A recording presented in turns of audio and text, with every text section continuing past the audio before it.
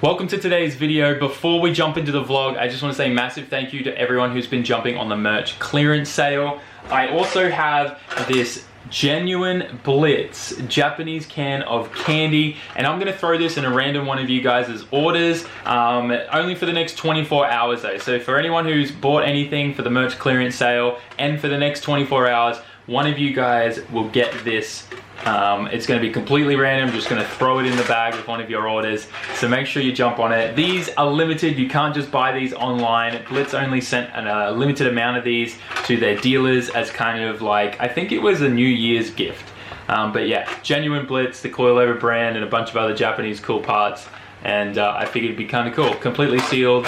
And if you've never had this canned candy before, if you've ever watched the Studio Ghibli movie, which is Grave of Fireflies, this is the very same brand of candy, except this one was kind of like a collaboration with that brand and Blitz, so it's super cool. So anyways, if you want this, go get yourself some of the clearance merch, and with that, let's get on with the vlog. Fair few people have been asking for an update on the scooter, and yeah, I don't know if you can see, but the JB World did not last, and it's all leaking out of the fuel tank now. So I found replacement fuel tanks for this from the same website that I want to order a bunch of parts for this thing.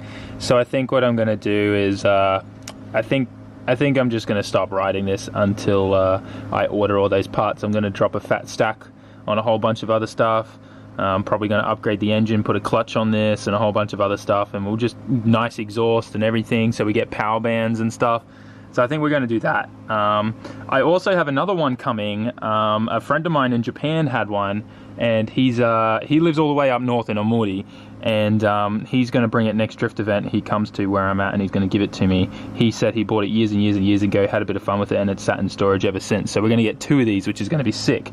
I do have a new carburetor for this that I was thinking of putting on, the upgraded Walbro with the actual set and adjustable screws, because this carburetor has no adjustability for fuel control. It's a really like, I think it's like a 295, a 255.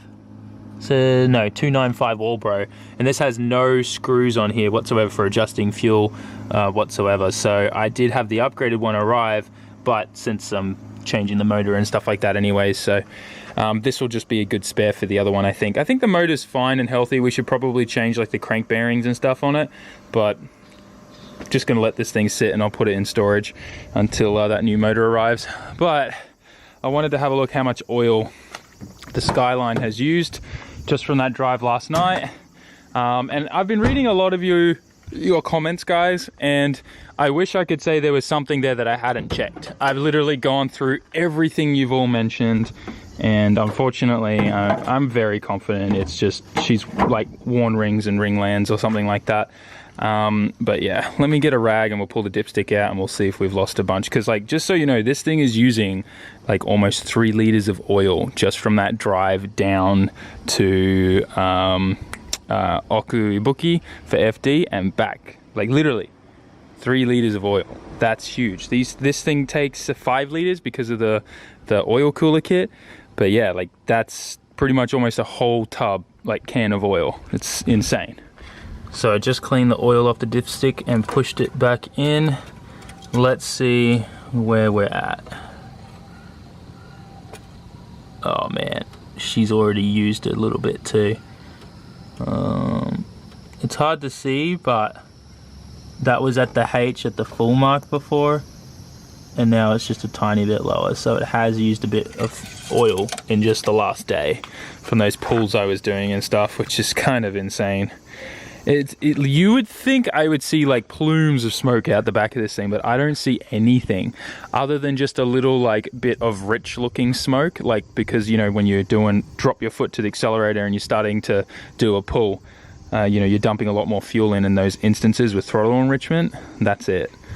But yeah, all right, I'm gonna top her up, make sure it's level, and I'm gonna start monitoring this a lot more.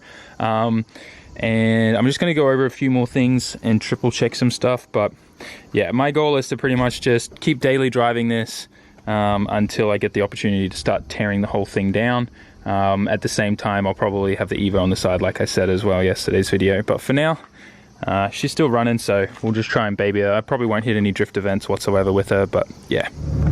Okay lads, so I'm currently in the car and we've time warped ahead a bunch. Today, May was home from work. She had a day off, so I spent a bunch of time with her. We went and got massages and all that kind of stuff. Good times. I'm now actually heading to Up Garage because I want to check out some parts that I've heard are for sale there. But at the same time, I've obviously, we got a new tune file from Darren. He checked the logs, trimmed up a bit of that fuel that I was talking about last time. And I've just been, you know, playing around with a bit of ignition timing on deacceleration, and I don't know if you can hear this, but this car is now a little bit more ignorant. I mean, I'm just having a bit of fun, but listen to this.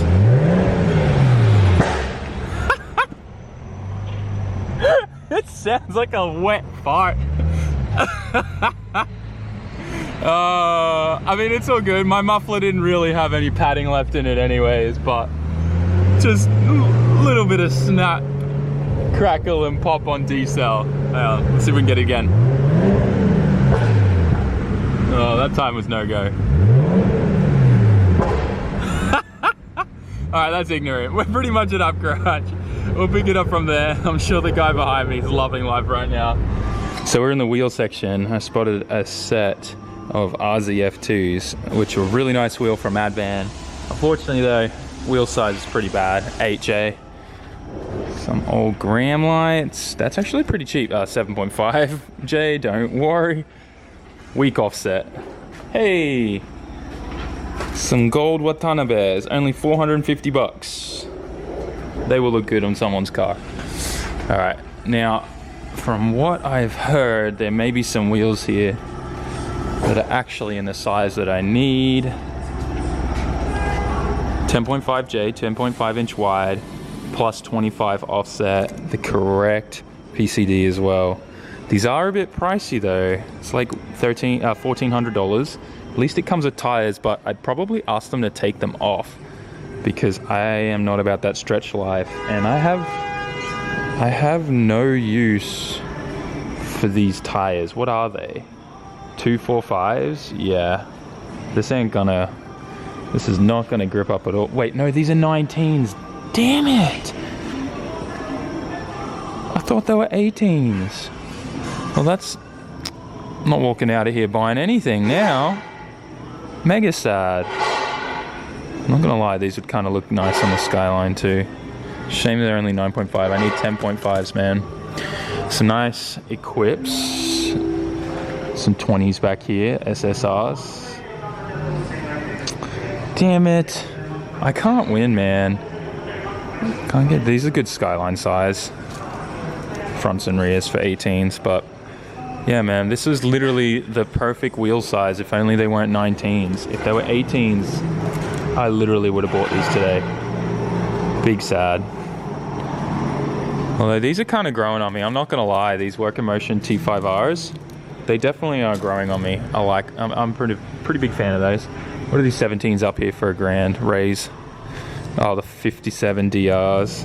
9J22, a little bit weak. Weak offset. 9.5 at least you need. Yeah, okay. All right, well, bummer about the wheels. I'm going through all of the headlight and taillight sections looking for Evo parts, hoping that I come up with something. That aside, I did actually find some mint looking JZX100 Cresta headlights. How sick do these look? So I just shot Adam a quick message to see if he needs them for his Cresta at Ebisu. I think he may have broken them. But anyways, I'm going to keep going through here and just see. It doesn't look like at first glance that there's any tail lamps or headlamps for an Evo at all here.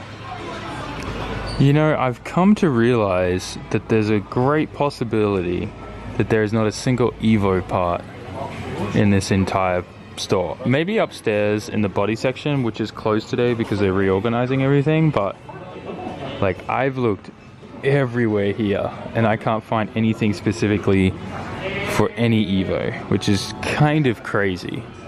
There's definitely some cool parts here at the moment.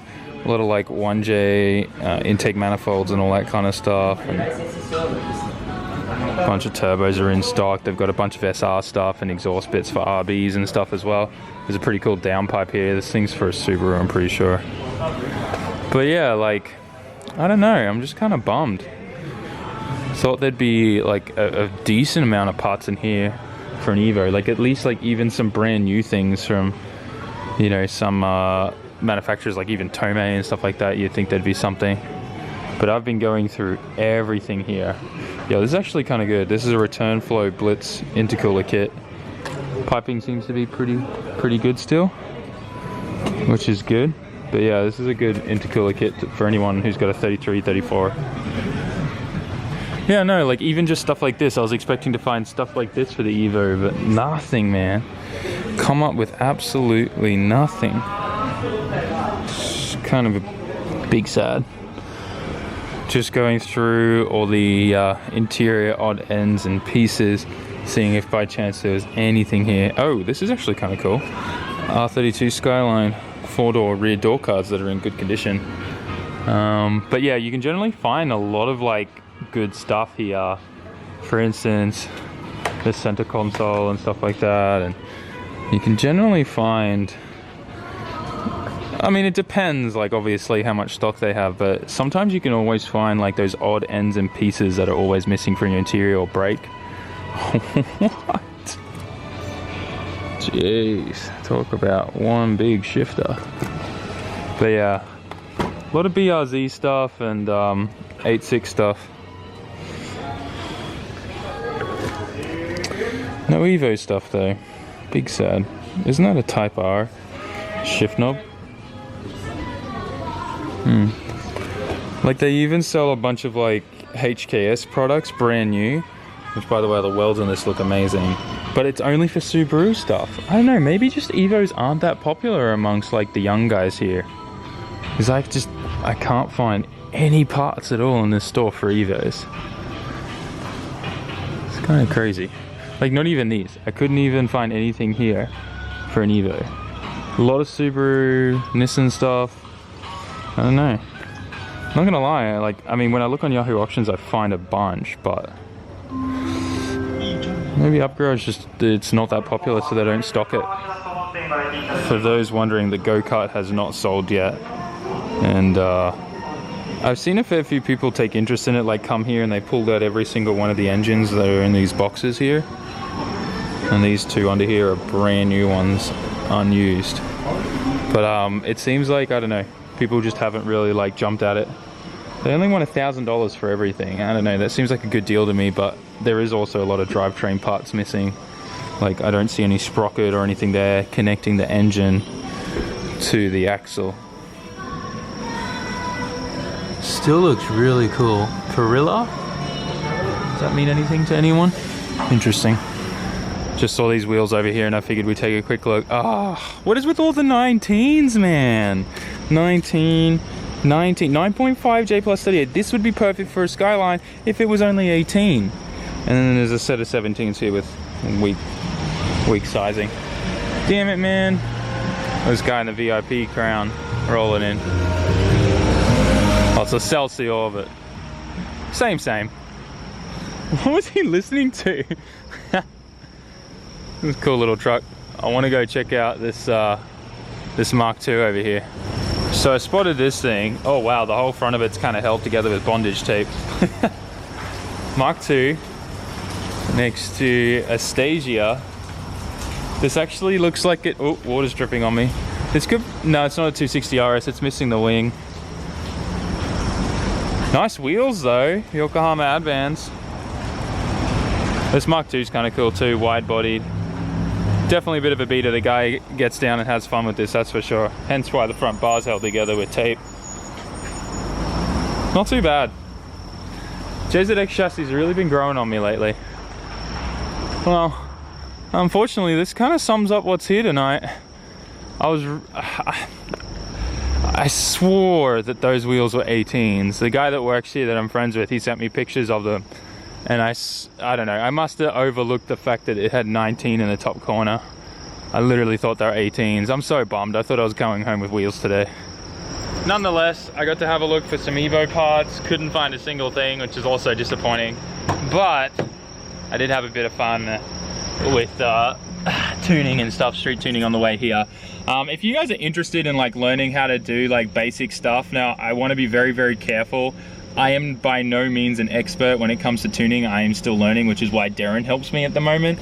But my goal is to be able to fully tune my own cars in the future, potentially get myself like my own dyno pack and stuff like that here in Japan, and just do all of my own stuff. And that's something that I really want to share knowledge with you guys on, and just show you like the whole process. Now, at this point in time, I don't mind showing you guys things that aren't gonna potentially destroy your engine, but you know, just take everything with a grain of salt and just be very cautious and do your own research as well. But for anyone wanting to make the gargle tune, which is essentially just some pops and bangs like the rally cars and stuff on deacceleration, it's very easy. I'm going to quickly show you, and that way if you guys have the ability to jump in your ECU, make some changes and stuff like that, that you can do the same thing. So here is the Link ECU software, and I've got two tables open here. We've got the fuel table and I've got the ignition timing table, and essentially you want to look for where the car wants to like kind of on deacceleration stay. So you can see the tracking here and the little like snake red line. If I give this a little blip, you can see that when my foot's completely off the throttle, it stays in this section here, right? Normally it's going to be at the top of the table, but I have this set up a little bit different because I'm going by map and stuff instead of TPS. But this is where the deacceleration event occurs here.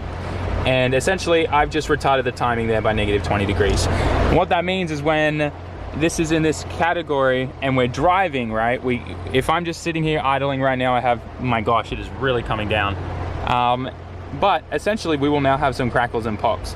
Now, if you want to retard the timing even more and add a bunch of fuel, you're going to get a ton of flames and stuff like that. I don't recommend that though, because you can damage turbos and stuff. Just keeping your fuel as is and just retarding the timing a little bit, you know, 15 to 20 degrees will see you having a nice little bit of popping. Nothing too crazy, just enough for a bit of fun and getting the sound. If you want to go crazy, then by all means, guys, do some research online. But I thought for anyone wondering, that's how you do it. You just want to retard your timing where the deacceleration occurs in your ignition table. You should be good. This rain is literally ridiculous. Wow. All right, well, I'm gonna head home now because there's a typhoon rolling in apparently. This storm is ridiculous.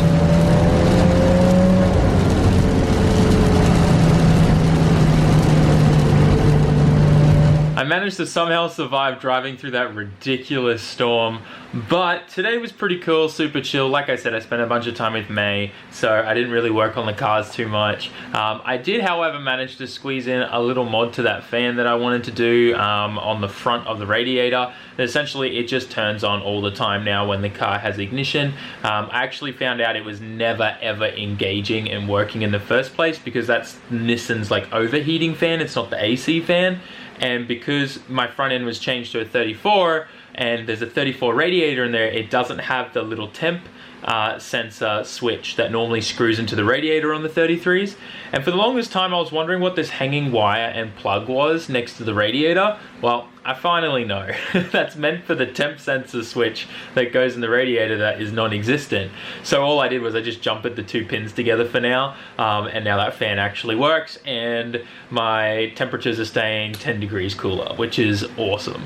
So anyways, that aside, just a chill day. I hope you guys enjoyed. Make sure you get yourself some of the clearance merch before it is all gone. Tomorrow I'm going to be doing a morning stream like according to the schedule that's on my Twitch, but I'm going to be streaming on YouTube and Twitch at the same time because it's going to be a special Q&A stream to celebrate 200,000 subscribers. I didn't really have, it happened too fast. I didn't really have time to plan for a video or anything special, so I think the best way to kind of like congratulate the channel and you guys and everything is to just do a live stream. So I'm going to do that, which is 8 AM my time tomorrow morning. Don't miss out. If you follow me on Twitch, normally we'd be playing COD, but I think you'll forgive me. So with that, guys, smash that like button, write us a comment, and subscribe if you haven't already, and I will see you all in tomorrow's video. Don't forget, SAMMIT merch. See you then. Peace out. Jamata.